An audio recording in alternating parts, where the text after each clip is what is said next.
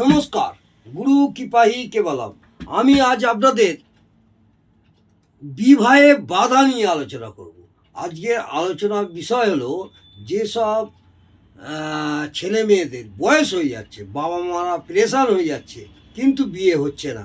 কোনো অভিজ্ঞ জ্যোতিষ ভাইদের কাছে গিয়ে দেখবেন লগ্ন সাপেক্ষে কোনভাবে কোন গ্রহ বসে আছে, কেন বিয়ে হচ্ছে না, বিয়ে বাধাপ্রাপ্ত হচ্ছে।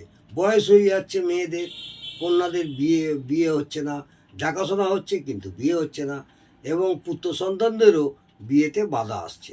তখন যদি তার বাচ্চার থাকে, জন্মকুণ্ডলী বা জন্মপঞ্জিকা থাকে, তাহলে একটু কাইন্ডলি কোনো অভিজ্ঞ জ্যোতিষ ভাইদের দিয়ে দেখিয়ে নেবেন বিবাহে কেন বাধা হচ্ছে।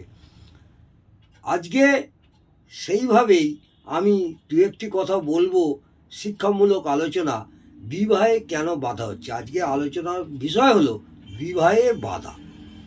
প্রথমে দেখতে হবে লগ্ন কোথায় বসে আছে, সেই লগ্ন থেকে আপনারা বলবেন। লগ্ন সাপেক্ষে সপ্তম ভাব, লগ্ন সাপেক্ষে সপ্তম ভাব থেকে আমাদের বিবাহ বা পার্টনারের বিচার করা হয়, লাইফ টাইম পার্টনারের বিচার করা হয়। লগ্ন সাপেক্ষে সপ্তম ভাব থেকে পার্টনারের বিচার করা হয়।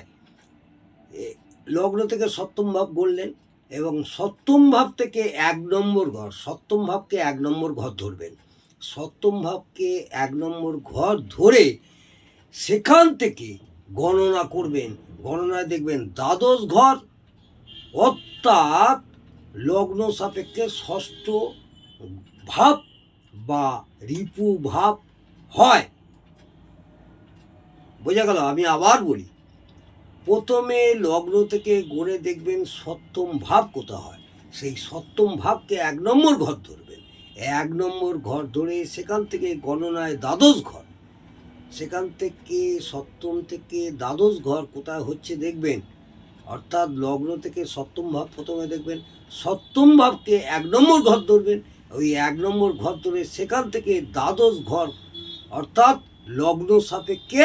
লগ্ন সাপেক্ষে ষষ্ঠ ভাব বা রিপু ভাব হয় কিনা। এই রিপু ভাব যদি হয়, তাহলে দেখবেন সেই সব জাতক জাতিকাদের বিবাহে বাধা আসবে। তখন কোনো প্রতিকারের মাধ্যমে কোনো অভিজ্ঞ জ্যোতিষ ভাইদের পরামর্শ নেবেন। আশা করব আপনাদের কন্যা সন্তান হোক আর পুত্র সন্তান হোক, বিবাহের বাধা অবশ্যই দূর হবে। আজকে বিবাহে বাধা নিয়ে কোন ঘরে